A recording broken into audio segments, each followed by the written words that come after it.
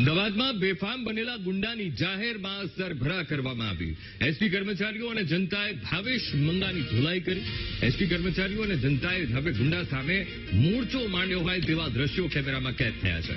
ગુંડાઓથી લોકોને રક્ષણ આપવામાં પોલીસ તદંતર નિષ્ફળ રહી છે. ગીતા મંદિર વિસ્તાર અને જ્યાં લુખ્ખા ભાવેશ મંગાની સરભરા કરવામાં આવી. આરોપી ભાવેશ મંગાની જાહેરમાં સરભરા અને એસટી વિભાગના કર્મચારીઓએ ભાવેશ મંગાને મેથી પાક ચખાડ્યો.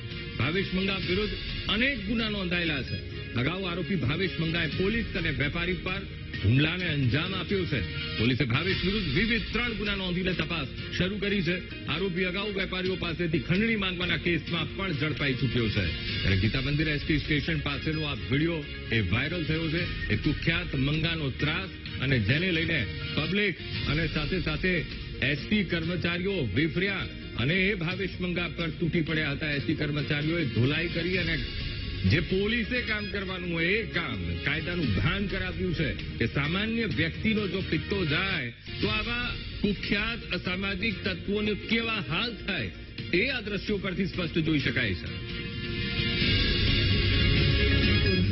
મંગો છે એને એસટી કર્મચારીઓ મારતા હોય એવો વિડીયો વાયરલ થયો હતો. બનાવની હકીકત એ મુજબ છે કે ભાવેશ ઉર્ફે મંગો એસટી કર્મચારીઓ તથા એસટી વિસ્તારમાં જે પણ ત્યાં જાહેર જનતા હતી એમની સાથે બીભત્સ વર્તન કરી રહ્યા હતા અને એમની સાથે બોલાચાલી કરી રહ્યા હતા. જે સંદર્ભે એસટી કર્મચારીઓ દ્વારા તેમને મારવામાં આવેલ તેવો એક વિડીયો વાયરલ થયો હતો. જે સંદર્ભે કાકડાપીઠ પોલીસ સ્ટેશનમાં ભાવેશ ઉર્ફે મંગા વિરુદ્ધ એનસી ફરિયાદ તથા જે ત્યાં એક ફરિયાદી છે કલ્પેશ વિનુભાઈ પ્રજાપતિ, જેની પાસે આ ભાવેશ ઉર્ફે મંગાએ લૂંટનો બનાવ બનેલ હોય જે સંદર્ભે કાકડાપીઠ પોલીસ સ્ટેશનમાં ફરિયાદ દાખલ કરવામાં આવેલ હતી.